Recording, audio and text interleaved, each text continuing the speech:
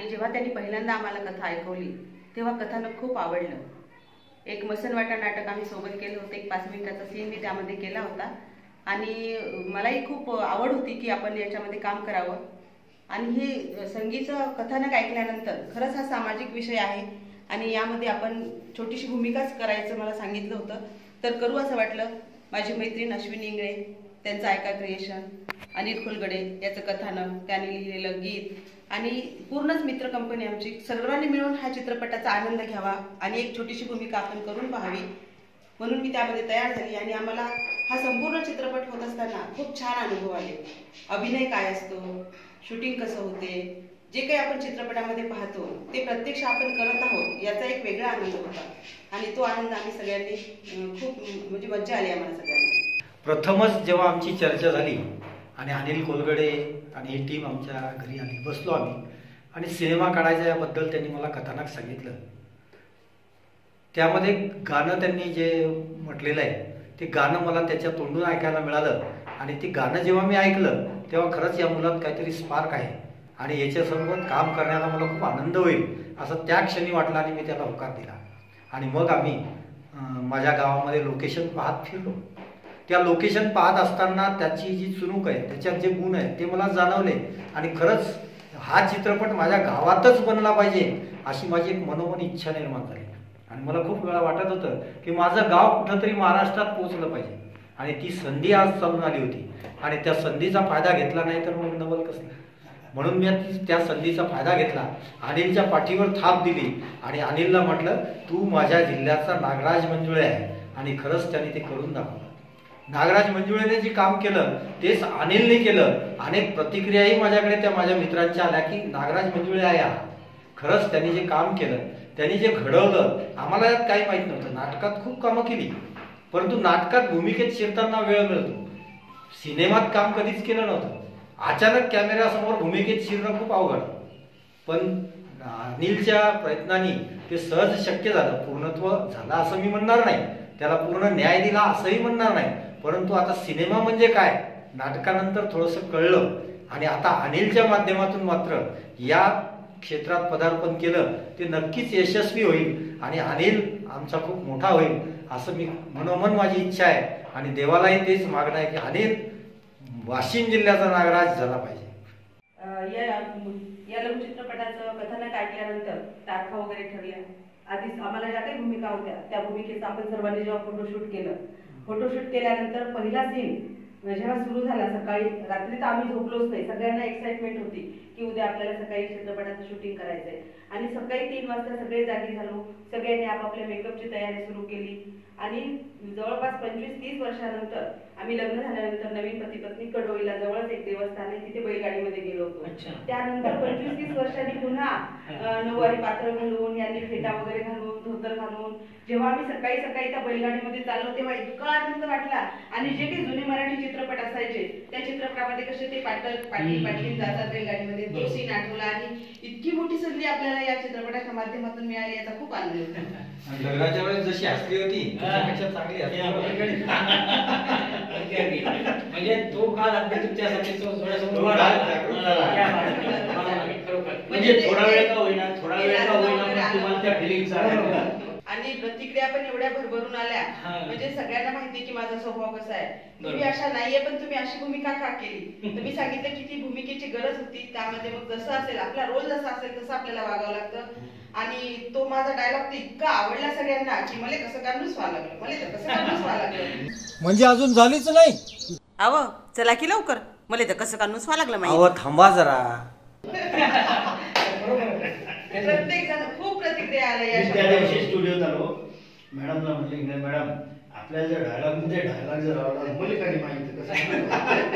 Madam पण हसल्या. तर सकाळी आम्ही शूट केला, सर्वजण पण जमलो होतो. तो फेटा आणला, ते दिव्यच आहे. तो फेटा शोधून आणला, ते फेट्यावाला आणला, ते बांधला आणि शूट झाला. पण तो फेटा सुरसुरीत असल्यामुळं मधातच सुटून पडला. तो सारखा मला सांभाळावा लागला. म्हणजे अशी काही गंमत त्या फेट्याची सुद्धा झाली. आणि हा शूट करत असताना बऱ्याचशा गमती जमती झाल्या, लोक जमा झाले आणि सुरुवातीला तर फेटा बांधून आम्ही दोघं बसलो आणि पटकन बाया आजूबाजूचे दिसत. तर ते आम्ही असं बसलेलं असताना आजूबाजूचे लोक आता सर्व गावातले ते सर्व ओळखत होते.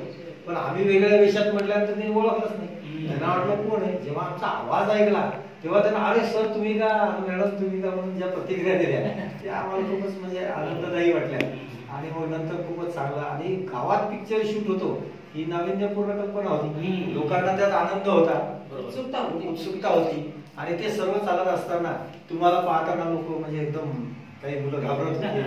आणि हे सर्व करत असताना विशेष म्हणजे त्या कुटुंबाला आपल्याला खूप साथ दिली. सगळी कुटुंब तिथं बसलं. रात्रभर आपण शूट केलं 12-1 वाजेपर्यंत.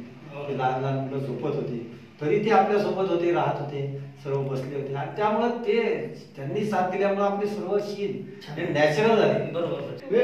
अप्रतिम मजा अशी आली. तुमच्याकडे आलो आम्ही. आल्यानंतर केकतुंबरा गावामध्ये मी पहिल्यांदा कोणाच्या घरी गेलो त्या दिवशी. तुमचा आमचा विषय झाला, मेकअप झालं, शूटिंग झालं आणि आता जेवण करायला घरी जायचं. मग यांनी सगळ्यांनी सांगितलं, मॅडमने तयारी केली जेवणाची आणि जेवायला काय उडदाचं वरण आणि भाकरी. आपला आता बस म्हटलं आज आपली लॉटरी लागली. म्हणजे अशी शूटिंग करत असताना अशी मजा, अशी गंमत पण झाली. मला वाटते तेव्हा सरांचं इलेक्शन सुरू होतं. इलेक्शनच्या गडबडीत होते म्हणून तुम्ही तुमचे कामं करा, शूटिंग करा, मी थोडंसं या ग्रामपंचायतच्या इलेक्शन मध्ये आहे. बरोबर आहे सर. आम्ही जेवढं केलं तेव्हा तुम्ही जेवायला पण नव्हते. तुम्ही तुमची मिटिंग सुरू होती बाजूला. अशा अनेक गोष्टी शूटिंग करताना धमाल झाली, मजा आली. आणि शूट करताना तर एक किस्सा मला ते आठवला. ते हे बसले होते तिथे, ती संगी वाढवून देते यांना आणि बाबा जेव्हा म्हणते योगायोगाने त्याच्या घरी मासोळ्याची भाजी दिली आणि भाकरी आणि एवढ्या सपाट्यानं ती खाल्ली. आणि ते असे थांबतात संगी म्हणते जेवा की पटकन, तर ते पुन्हा जास्ती फास्ट जेवायला लागले. पुन्हा मासोळ्यावर ताव मारला त्यांनी. फक्त चहावर होतो आपण. त्या शूटिंग मध्ये यांना त्या द्वाराच्या घरी सुद्धा पावसाळच झाला. ते पण मच्छी घरी येण्यावर जेवणाची व्यवस्था नाही ना. मॅडम औरंगाबाद म्हणजे दुहेरी तिहेरी हेतू साध्य झाला. मेकअपही सर्वांचा एवढा छान झाला. तुमची ती याची भूमिका जी आहे धोतर वगैरे घालून ते घालून असं वाटत होतं की हे गावंडे सर नाहीच आहेत. आणि तांत्रिकाची भूमिका त्याच्यापेक्षा सुंदर. तांत्रिकाच्या वेशात मुलांना समजावून सांगताना जेव्हा तुम्ही एकदम हॅक केलं तेव्हा मुलं पण इतके दचकले, आम्ही पण एवढं दचकलो. त्या दिवशी सांगायचं अतिशय महत्वाचा सीन आपल्याला शूट करायचा होता. ज्या सुमीच्या पोटात जे दुखते ना तो सीन त्या ठिकाणी करायचा होता. तुम्ही चहा पिऊन दिल्यानंतर सर तुम्ही नव्हते त्यावेळेस. होतो मी. होते का? पण तुम्ही तो सीन पाहिला त्या पब्लिकने किती आपल्याला हे केलेलं आहे रिस्पॉन्स.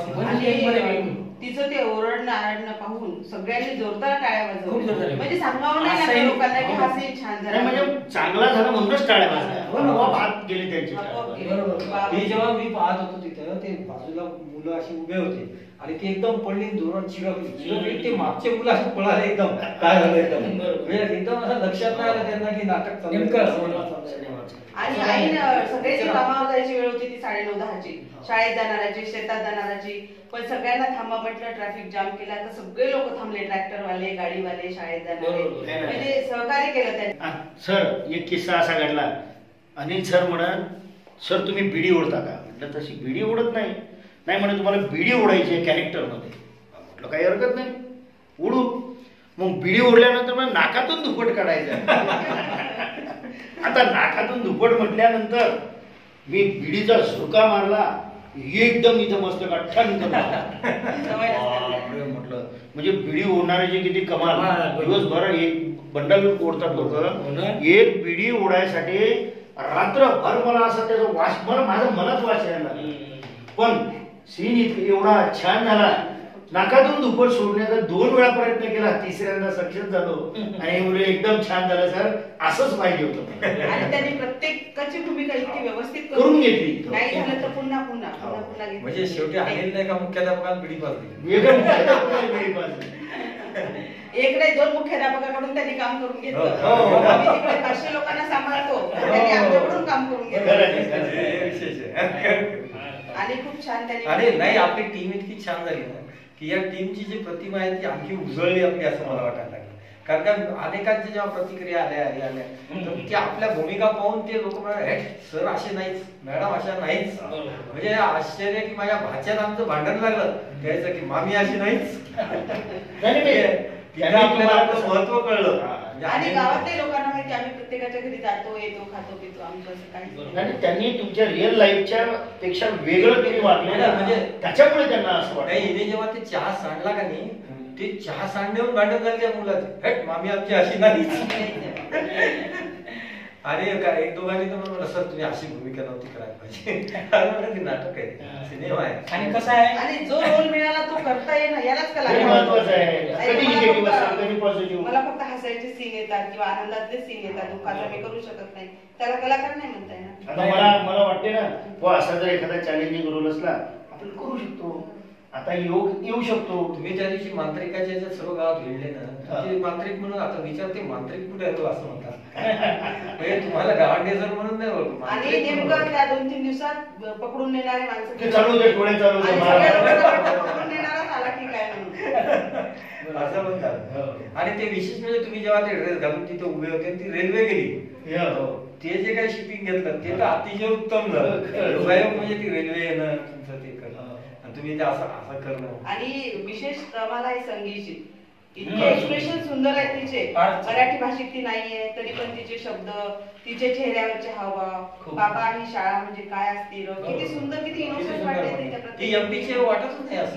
मी तर कोणाला सांगितलं तर कोण नाही शक्यच नाही तुम्ही तिथून बोलवली का असं म्हणत. तसं नाही, तिच्या घरात वातावरण नसताना ती इतकं छान. आणि आपल्या त्या मॅडमही खूप सुंदर होत्या, अगदी गोड बोलणं, त्यांचं बोलणं किती गोड होतं. टीचर मॅडम रेणाताई इंगळे असं वाटलं नाही की ते असं वाटायचं पेशंट. सगळे मुलं म्हणत होते की अशा टीचर आपल्याला पाहिजे, कारण आम्हाला रागवावं लागतं ना मुलांना. आमच्या हातचा मार खातात, रागवलं ऐकतात ते. खूप सुंदर, सर्वांचेच रोल एकसे बडकर एक. आणि तो एक रात्रीचा सीन आमचा बाप लेकीचा झोपलेला असतो, ते फोटो वगैरे आपले महापुरुषांचे फोटो आणून देतो आणि मी खूप झोपलेला असतो तर ती अचानक रात्री उठते आणि रडते, रडताना तिचे अश्रू माझ्या गालावर पडतात. तर त्या सीनच्या वेळेस असं वाटलं की खरोखरच रिअलच आहे माझं बिलकुल. आणि किती चित्रपट सुरू आहे, शूटिंग सुरू आहे, अजिबात वाटलं नाही ती माझी मुलगी आणि मी तिचा पिता. इतकं म्हणजे हृदय भरून आलं होतं त्या क्षणाला. तिचे सुंदर सीन तो झाले. आणि काय झालं बाबू म्हटल्यानंतर ती जे गळ्यात हात टाकते असं वाटतच नव्हतं की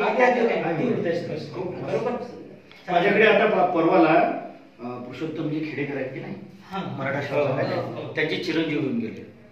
म्हणजे सौरभ दादा खेडेकर, बरं, ते संभाजी ब्रिगेडचे महासचिव आहेत महाराष्ट्र राज्याचे. आणि त्यांच्या समोर हा विषय झाला. हा काढला गजानन भोयर, आपले संभाजी ब्रिगेडचे विभागीय अध्यक्ष. म्हणे सर तात्याचा संगीत चित्रपट बघा म्हणे कळत नाही. आणि विशेष म्हणजे मी त्यांना तो नंबर घेऊन त्यांना मी चित्रपट टाकला.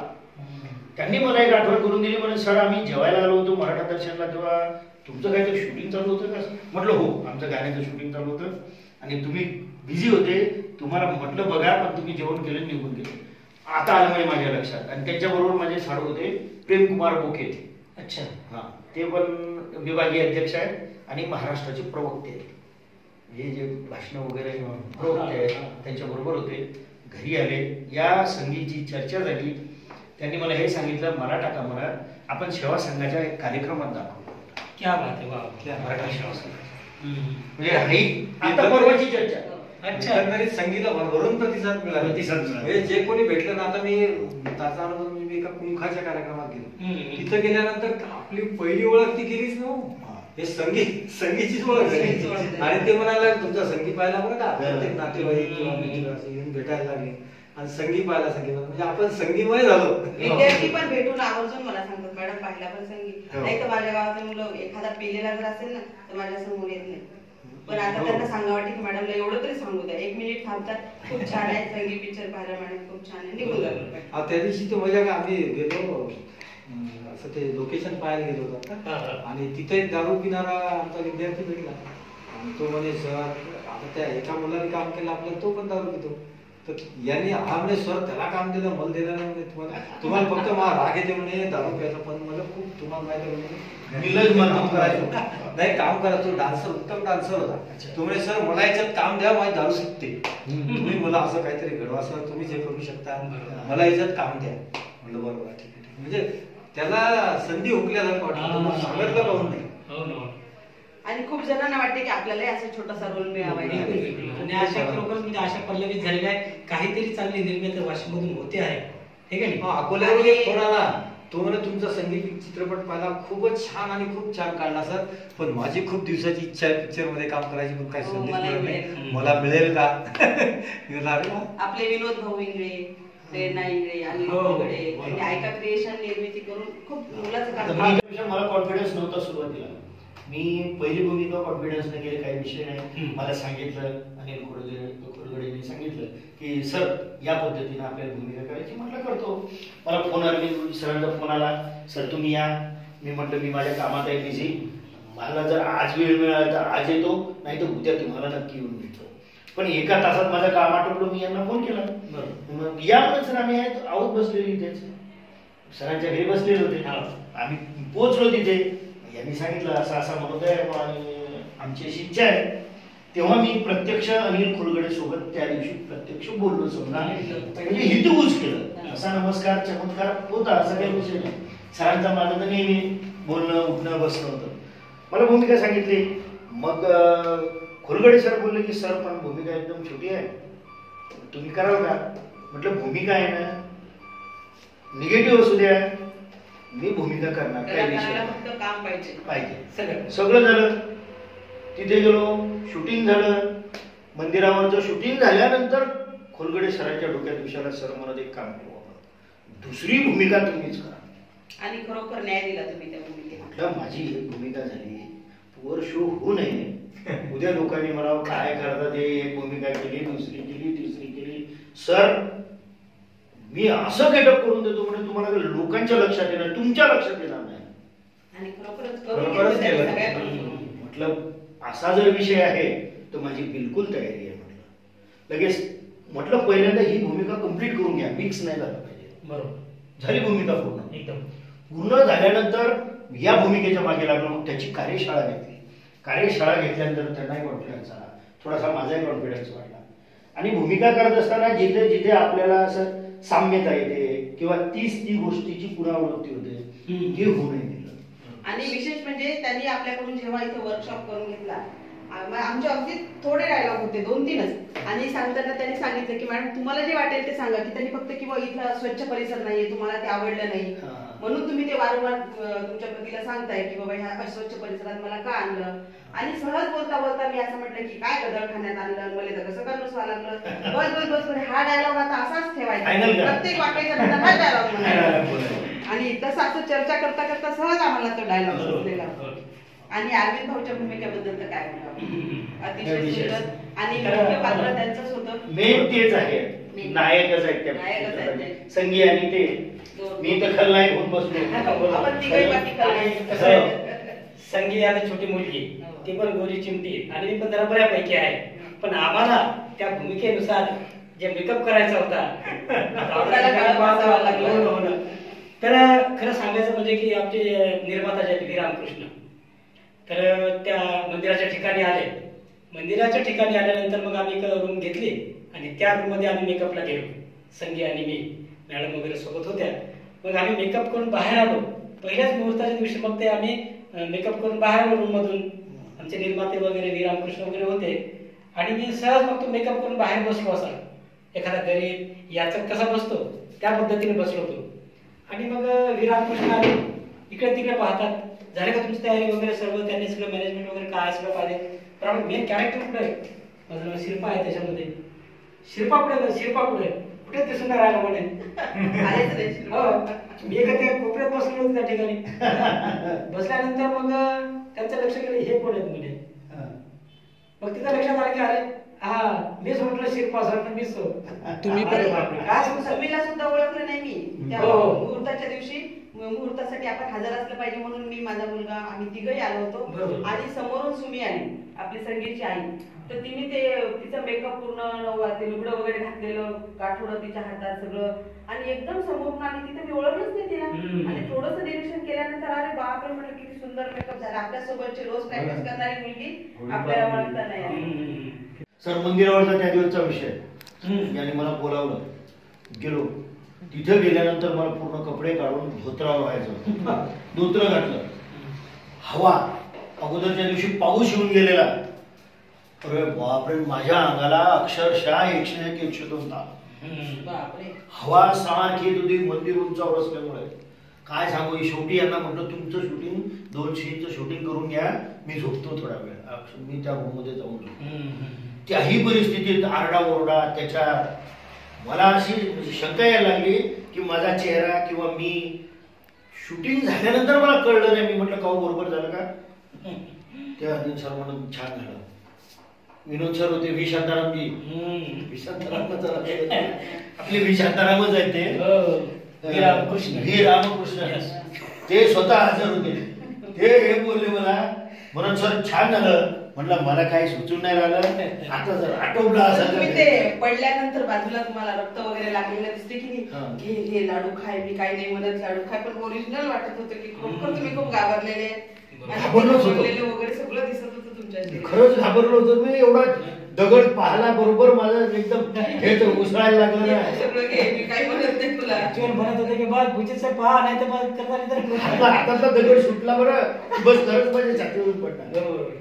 यांनी ते दगड जेव्हा टाकला ते रक्ताच्या अंगावर उडालं तेव्हा यांच्या जिभेवर रक्त पडलं. हो. तर ते इतकं लाईव्ह झालं. हो. काय जबरदस्त वाटलं ते. आणि सर मी खाली झोपलेला, खाली खडे काड्या त्याच्यावर असं झोपलो, काय सांगायचं. आणि ते यायचं सीन सुरू, डायलॉग सुरू, हालता येत नव्हतं. मेल्यानंतरही यायचं शूटिंग सुरू. इतकं रुतत होतं ते, पण तसंच शांत पडून राहिलं. आणि शेवटी सीन एकदाचा संपला. सगळ्यांनी म्हटलं छान झाला सर. म्हटलं आता लवकर घरी चला. घरी गेलो. 2-3 दिवस बिमार पडलो. म्हणजे चांगलं झालं, सगळ्यांनी म्हटलं. आणि मग मला असं वाटलं तापेत का होईना पण छान झाला. तापेचा ताप निघून गेला एक त्या सीनचा. झालं. त्याच्यानंतर शेवटचा सीन म्हणजे त्या संगीला मारायचा, अच्छा खून करायचा. आता मी आपल्या रिअल लाईफ मध्ये शिक्षक माणसं प्रबोधन करायचं आणि त्या भूमिकेशी समरस होण्यासाठी, निगेटिव्ह भूमिकेशी समरस होण्यासाठी की त्या पोरीचा खून करायचा, की हे दाखवायचं की बुवा समाजापेक्षा आपण जर वरचढ कोणी ठरत असेल तर ती वृत्ती आपल्या वर जाऊ नये, ती प्रवृत्ती वर जाऊ नये आणि त्याला बिलकुल तिथं खतम करून टाकायचा. याही प्रवृत्तीचे लोक आज आहेत समाजात. मी तर समाजाला, सर्व लोकांना हे आवाहन करीन की तुमच्या आजूबाजूलाही जर असं कोणी असेल तर चुकून अशी घटना घडू देऊ नका. त्यांना प्रोत्साहन द्या, त्यांना शिकू द्या, मदत करा. तुमच्याकडून होत नसेल तर 4 लोकांचं सहकार्य घ्या. अशा प्रवृत्तीला मदत करा. आणि हे लोक जे आहेत समाजात या प्रवृत्तीचे, या लोकांना बिलकुल थारा देऊ नका. असं एक माझं मत आहे की नाही? कारण की ही प्रवृत्ती आपल्याला समाजामधून नष्ट करायची आहे. अशा प्रवृत्त्या आजही आहेत, नाही म्हणतात नाही. बऱ्याचशा मी पाहिलेल्या आहेत. फक्त त्याचं स्वरूप थोडस बदललेलं आहे. आपण जे दाखवलं तसंच्या तसं नसेल, परंतु वेगळं आहे. त्यात आपल्याला सांगता येणार नाही तिथं, परंतु आहे. तुम्हाला हे म्हणायचं आहे की आज तसा खून नसेल होत, पण विचाराचा खून. अल्पवयीन मुलींचे लग्न करतात, ते लगेच घटस्फोट होतात, किंवा अल्पवयीन मुलींवर मातृत्व लादल्या जाते. तिचे किती हाल असतात. म्हणजे असं म्हणतायत का, आता काही जणांनी म्हणलं असं कुठं आहे का, पण आहे. आम्ही अनुभवलेलं पाहिलेलं आहे. म्हणून यांनी जेव्हा मला ती स्टोरी सांगितली ना, तेव्हा म्हटलं नाही, हे आपण केलंच पाहिजे. बिलकुल आपण ही जागृती केलीच पाहिजे. बऱ्याच जणांनी टीका केली की ती शेवटी मरायला नको नको, पण म्हणजे एक संगी माझ्यात एकतर मेली. व्यक्तिगत प्रवृत्ती असतात, प्रत्येकाचं ओपिनियन वेगळं. सर हा त्या संगीचा पूर्ण तिच्या विचाराचा आणि तिच्या कर्तृत्वाचा पूर्ण आहे. तेच ना, तेच बरोबर. आणि जे समाजात असते ते वास्तव चित्रणाच आपण आपल्या अभिनयाद्वारे यामध्ये आपण. आणि प्रत्येक कलाकृती वेगळी असतेच. आणि समाज जागृतीचं साधन आहे. तर संपूर्ण चित्रपटामध्ये जी भूमिका केलेली आहे त्या भूमिकेला कसं काय म्हणजे तुच्छ पाहण्यात जाते समाजाकडून किंवा एखाद्या चांगल्या व्यक्तीकडून, तर ती व्यक्ती शेवटी त्या ठिकाणी येते जो गावाच्या बाहेर राहतो. त्याला कळतं की खरोखरच नाही, या शिल्पानं त्याचं पूर्ण विश्व परत उभं केलं आणि निश्चितच त्याला याच्यातून काहीतरी समाजाला देणं आहे, सांगणं आहे. तर ऍक्च्युअल मध्ये त्या ठिकाणी त्यांच्या डोळ्यामधून असं पडतात त्या ठिकाणी. म्हणजे माणुसकी, मानवता जी आहे ती त्या ठिकाणी प्रत्यक्ष आलेली आहे. बिलकुल आहे. म्हणजे तानाजीसाठी माणसं अजूनही समाजात त्या आहे. हेच दर्शवायचं आहे. बिलकुल बिलकुल सर. आणि चांगली माणसं आहेत. आहे, परिवर्तन सुद्धा आहे. पण जेव्हा ती बाई तानाजीची बायको जेव्हा चहा सांगते हो. तेव्हा तो राग येतो, पण शेवटी ते दाखवलं की ती त्याला मदत करते, रडते. बिलकुल, बिलकुल. म्हणजे खरे बदल आहे, बदल आहे. म्हणजे परिवर्तन पण त्यात दाखवलं. की हे आपण सर्व फॅमिलीवर आहोत, तर फोन असे येतात की सर आम्ही चित्रपट पाहला, पण संपूर्ण फॅमिली सोबत पाहला. सर्व family सोबत पाहता. फॅमिली सोबत पाहण्यासारखंच आहे ना. स्मार्ट टीव्ही असल्यामुळे माझ्या अगदी बहिणीला तर काय झालं माहितीये का, त्यांनी सगळं पाहायचं. आता ते प्रत्येक त्यांचे जणाला नातेवाईक मोबाईल नसतो पूर्ण ना, भेटायचे. तर ते म्हणजे 2 शो झाले त्यांचे. हो. 70 लोक बसून 2 शो झाले. या आता 4-5 दिवसापूर्वीचा एक किस्सा सांगतो.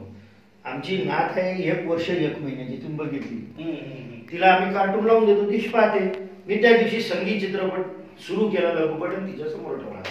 मान अशी करू करू अशी करू करू तिनं पूर्ण 1 तास चित्रपट बघितला. आता मी ते शूटिंग नाही घेतलं, मी आता ते शूटिंग घेऊन तुम्हाला पाठवतो की हे चित्रपट कसा बघते बघा. हा माझ्या बहिणीचा नातू आहे, त्याने तर ते Dialogue पाठ देवाला केले. पाहिला, त्याचे डायलॉग पाठ झाले. तर तो मला फोनवर बोलतो. आणि पूर्ण म्हणते शिप्या दारू पडके एवढंच आहे. आणि असं गरमी वगैरे झाली, आजी सोबत काम बसायचं, त्याला कंटाळा आला की बोले कसं कामच व्हायला लागलं. त्यांनी त्याचे रेकॉर्ड केले असे बोलताना. अच्छा अच्छा, हो ना. चला, एकंदरीत मजा आली, छान एन्जॉय झाला, प्रतिक्रिया इतक्या चित्रपटही भरपूर झाला. झाल्या ना, त्याच्यामुळे असा ऊर भरून आला. म्हणून मी सर्वांना आव्हान करतो की ऐका क्रिएशनच्या ऑफिशियल YouTube चॅनलला लाईक करा, कमेंट करा, शेअर करा आणि हो सबस्क्राईब सबस्क्राईब नक्की करा. धन्यवाद.